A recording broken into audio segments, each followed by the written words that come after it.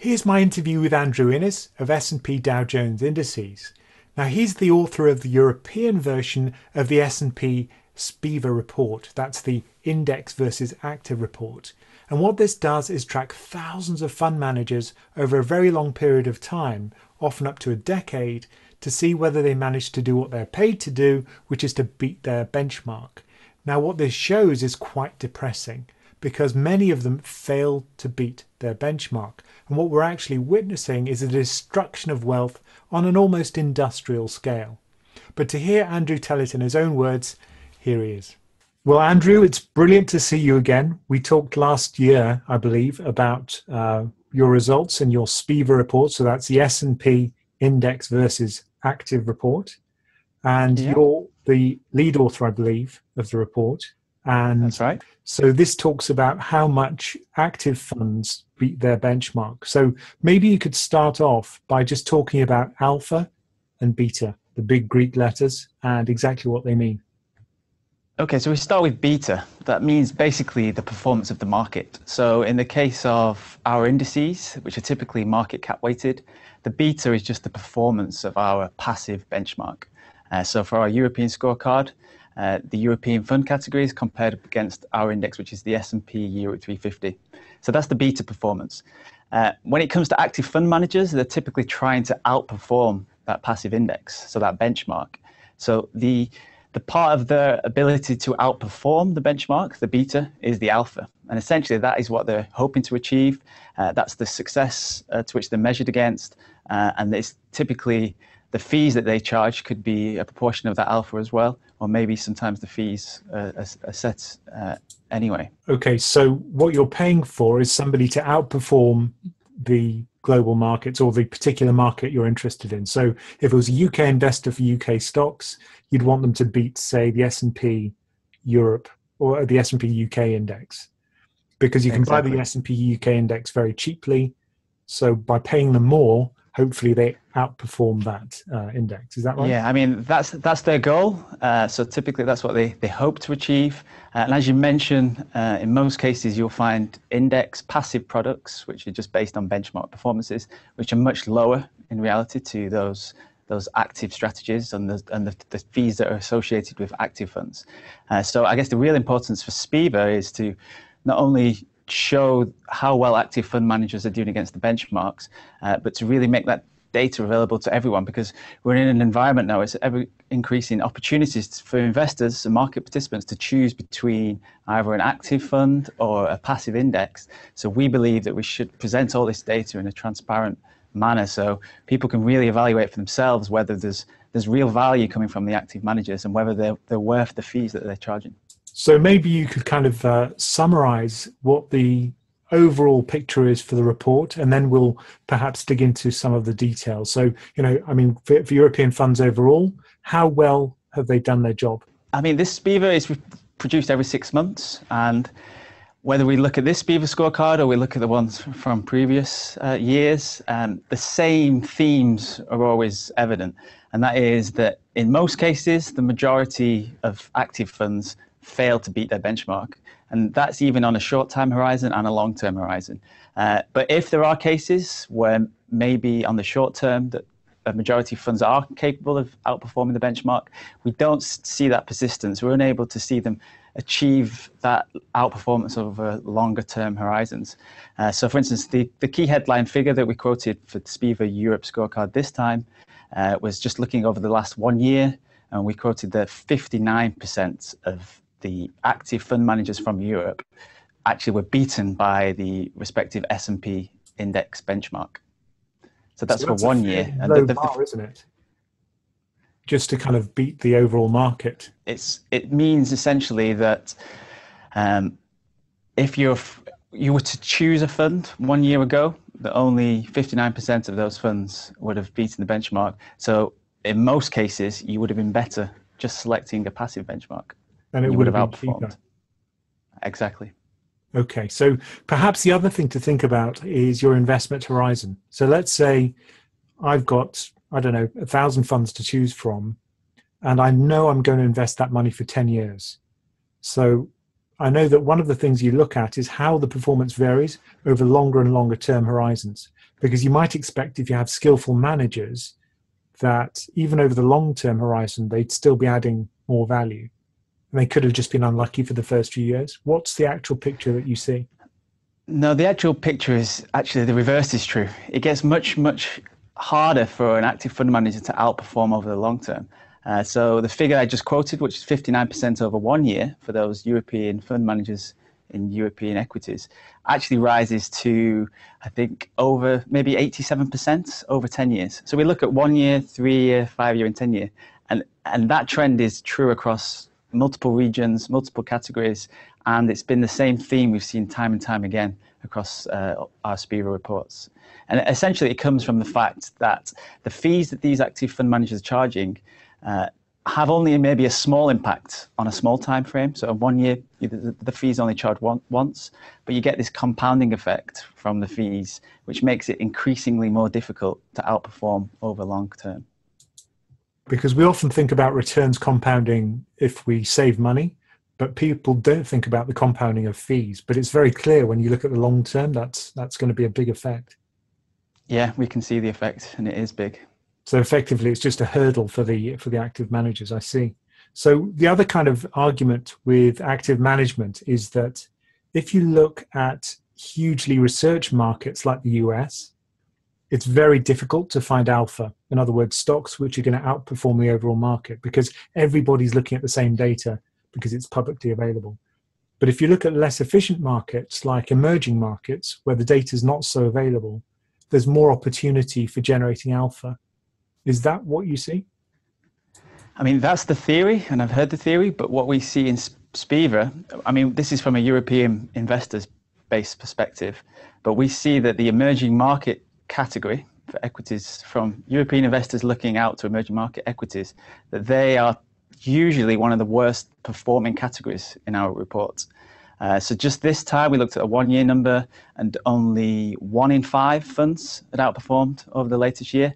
And actually, over a 10-year period, it rose to, or it shrank to 1 in 100.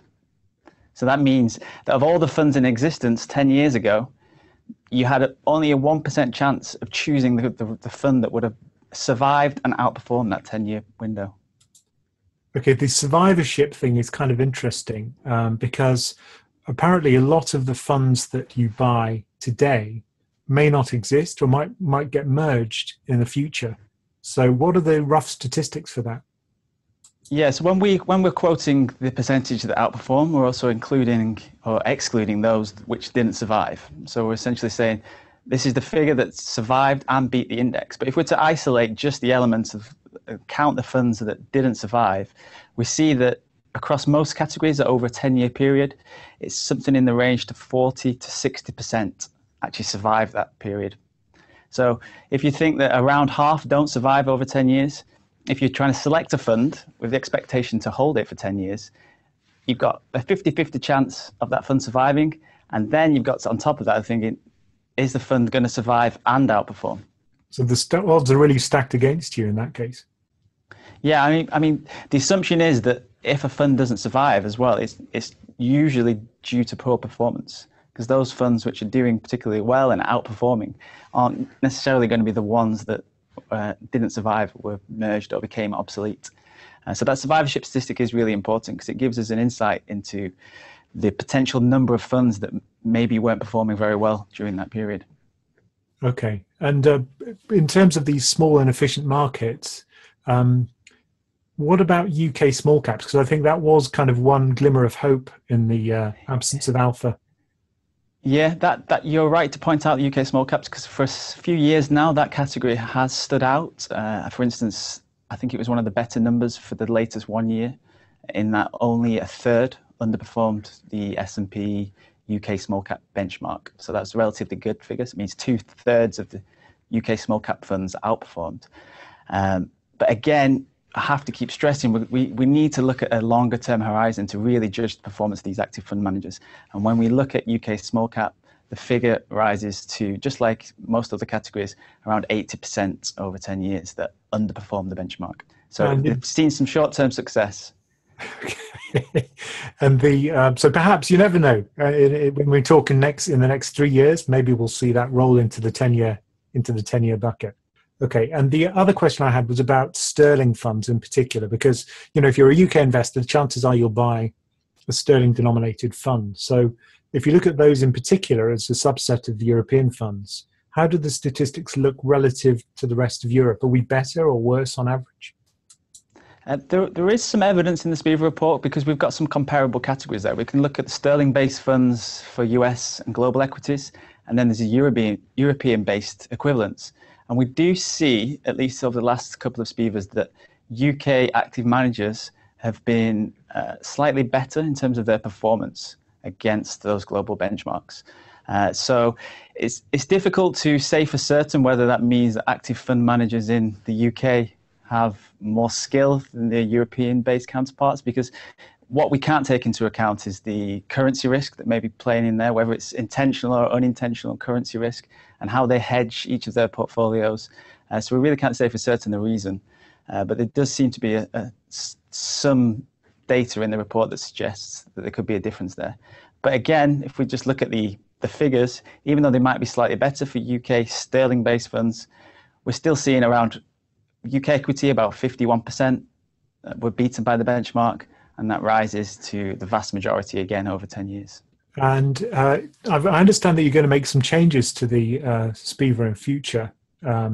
So perhaps include some graphs? I mean, that's still under discussion. The important point for us is to get the message out. It's important for us to be transparent and present the data in an effective way as possible.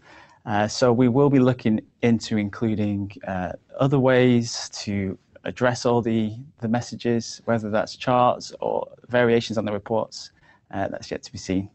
Because the website's great. If you look at the website, you can actually see the kind of global map, and you can look at each of the regions and then drill down into the reports, which I think is great. So I guess you're halfway there. It's a really useful tool. Yeah.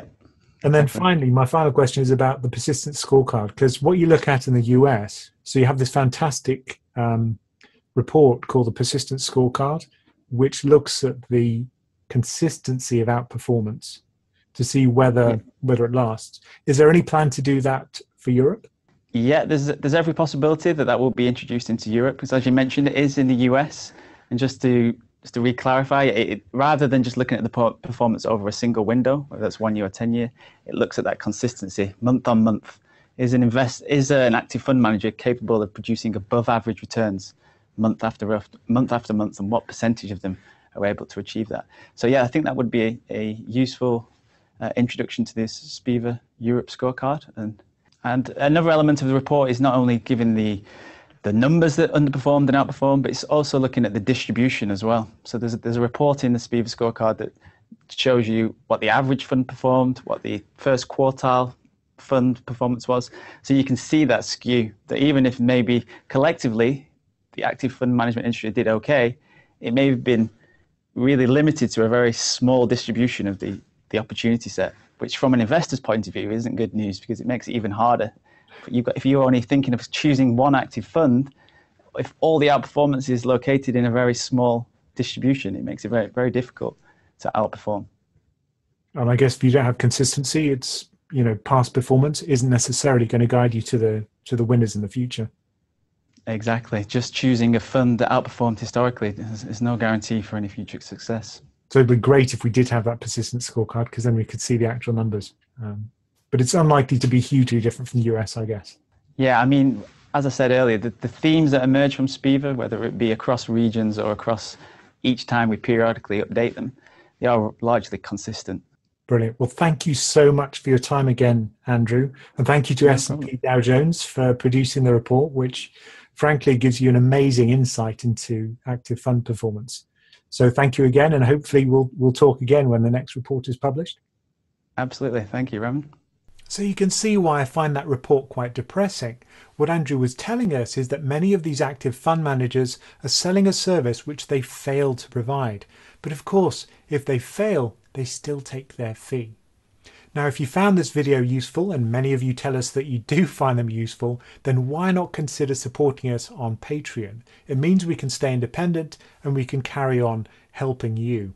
So if you do support us, it costs just $5 a month or $10 a month, preferably, like Robert Bradbury, Adrian Green and Ian Stenton. And all you have to do is click on the buttons above to subscribe or to see our Patreon page. And as always, thank you for listening.